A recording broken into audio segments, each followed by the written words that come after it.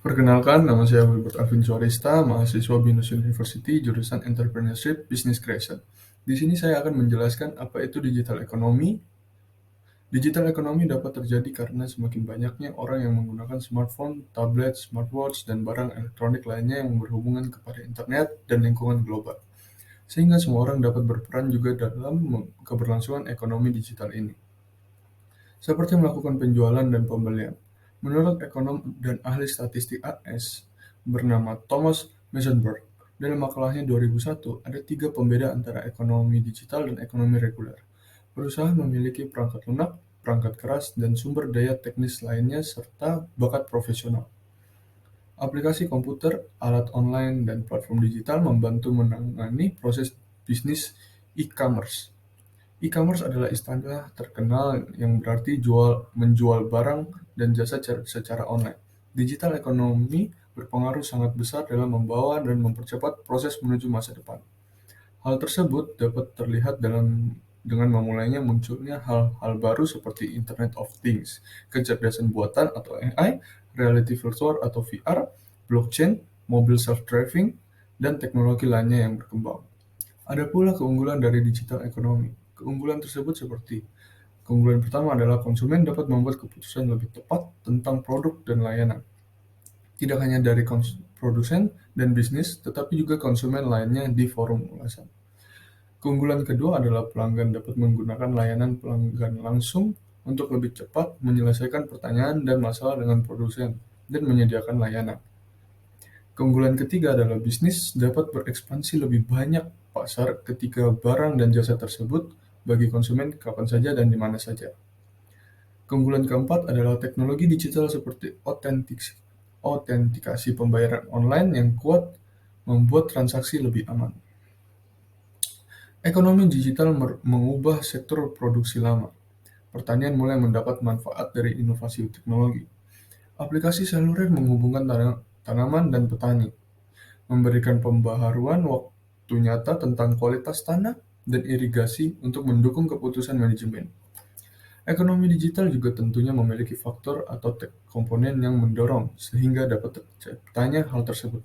Faktor yang mendorong tersebut adalah sebagai faktor pertama yang mendorong ekonomi digital adalah perilaku konsumen. Konsumen atau pelanggan memegang peran penting dalam perkembangan ekonomi digital ke depannya. Seiring perilaku konsumen yang terus berkembang, kebiasaan dan tradisi pasti akan berubah juga. Misalnya saat ini orang terbiasa berbelanja online untuk hal-hal seperti bahan makanan dan kebutuhan pokok lainnya. Dengan dorongan jempol, mereka siap mengirimkan apapun yang mereka inginkan dari penjual, mulai dari makanan favorit hingga kebutuhan mewah. Banyak toko barang komunitas kini digabungkan dengan marketplace. Faktor kedua, faktor yang mendorong ekonomi digital adalah peran generasi. Banyak pelaku pergeseran tradisi ini diperankan oleh generasi milenial dan generasi Z. Karena milenial dan Gen Z dilihat dari kepribadiannya selalu ingin mencoba hal baru dan mudah beradaptasi. Dilihat dari kemampuannya, mereka memiliki latar belakang pendidikan saat ini. Milenial dan Gen Z tidak lagi gagap dengan teknologi terkini. Hal ini memudahkan untuk mengikuti perkembangan yang ada.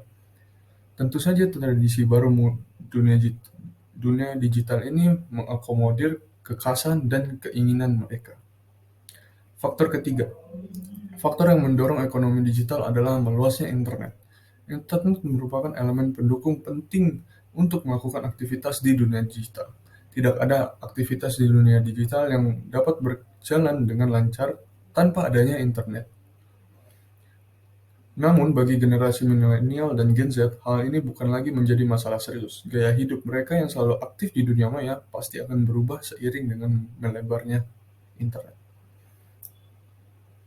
Digital ekonomi di Indonesia sudah tidak awam lagi, dan banyak diaplikasikan oleh banyak pihak. Contohnya, digital ekonomi yang ada di Indonesia salah satunya ada di sektor transportasi. Yakni hadirnya Gojek dan beberapa jasa pengiriman lainnya yang menggunakan kendaraan bermotor. Selain digunakan sebagai jasa travel, Gojek juga bisa digunakan untuk mengantar barang seperti dokumen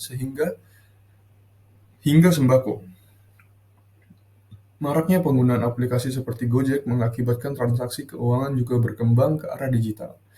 Sebagian besar pengguna pengguna sembako menggunakan pembayaran digital seperti OVO, Dana, GoPay, dan lainnya.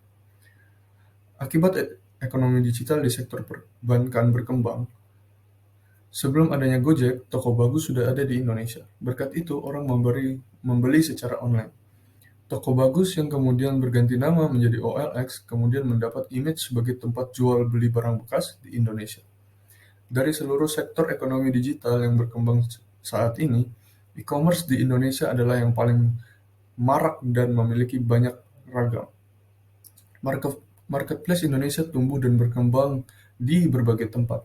Anda bisa membeli obat herbal segera secara online seperti GoApotik, sayur box, toko, dan lainnya. Itu adalah penjelasan tentang digital ekonomi dari saya. Sekian dan terima kasih.